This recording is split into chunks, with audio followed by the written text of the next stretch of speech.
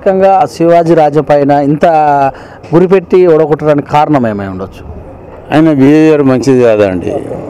ఒకరిని ఒక రకంగా చూస్తాడు, ఇంకో రకంగా చూస్తాడు. ఆయన పైసలతోటి, మనుషుల అంతస్తులతోటి, మనుషుల మాటలతోటి బేరీజు చేస్తాడు. నిజమైన స్వచ్ఛమైన మనుషుల్ని ఆ చివరను విసిరేస్తాడు.